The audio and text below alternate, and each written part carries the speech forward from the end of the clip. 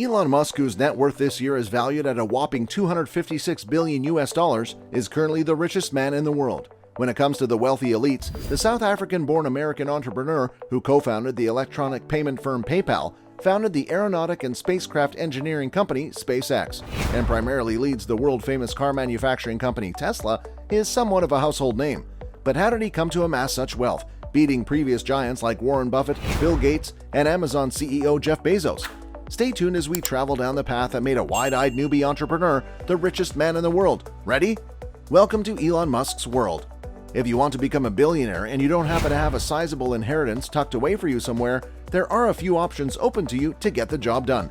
You could do like Mark Zuckerberg and come up with one seriously good idea and then build it into a gigantic company. Or you could take the investment route like Warren Buffett did and watch your wealth slowly accumulate. Or you can be like Elon Musk. Musk made his money differently than most of the famous billionaires of today.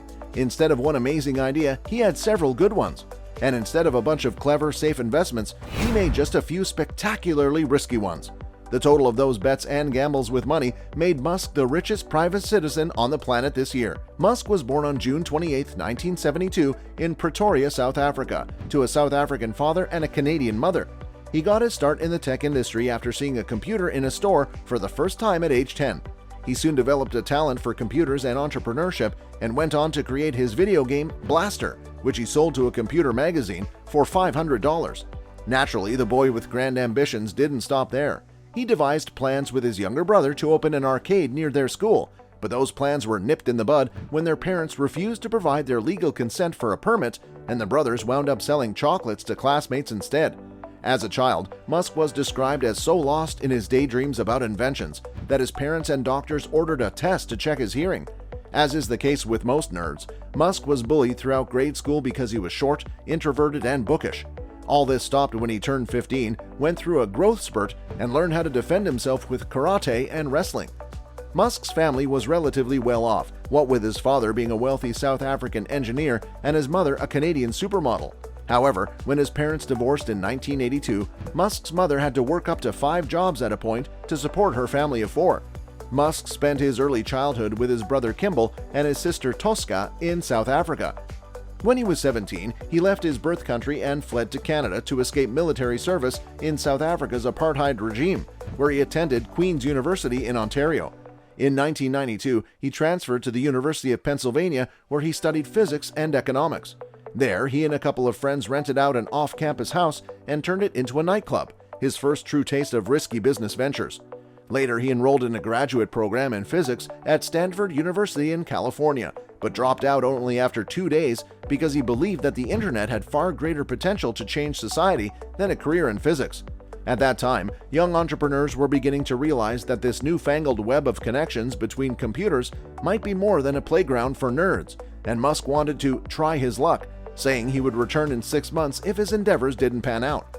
The department chairman at the time replied that he didn't expect to see the young tech whiz again, and that proved to be a 100% accurate prediction. In 1995, he founded Zip2 with his brother, Kimball Musk. The company provided maps and business directories to online newspapers, a kind of web-enabled Yellow Pages with maps. Elon and Kimball recruited investors and brought on outside help to run the company, which made deals with publishers like the New York Times. The company was later bought by Compaq, a computer manufacturer, for $307 million in 1999, out of which Musk netted a cool $22 million. This deal was essentially what brought Elon Musk to the ranks of millionaires, and by that time there was little need to resume his formal education. Musk spent some of this money on a McLaren F1 supercar, which he ended up launching into the air like a frisbee and wrecking before insuring it, and the rest on another banking startup called X.com, which specialized in online money transfers. This startup, which later became the company we now know as PayPal, was a result of a partnership in March of 2000 with Confinity, a payment startup company founded by one Peter Thiel, who interestingly was in the front seat of the McLaren in the day of the wreck.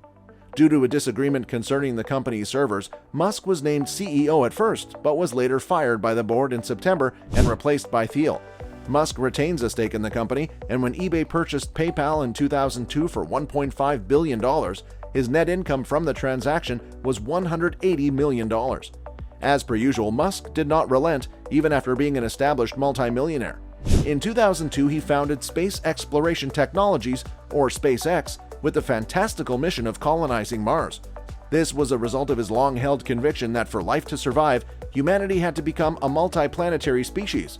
He was dissatisfied with the great expense of rocket launchers and sought to reduce this expense by developing a fully reusable rocket that could lift off and return to the pad it launched from.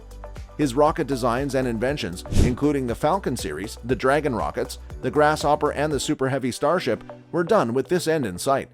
At the same time, Musk sank an initial investment of more than $6 million into Tesla, an electric car manufacturing startup.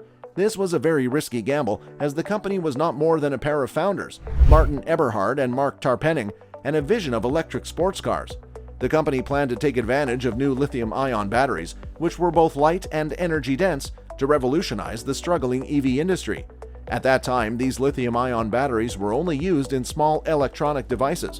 One of Tesla's central innovations was scaling these batteries up and creating an electric car with a far greater range than previous electric cars had been able to achieve.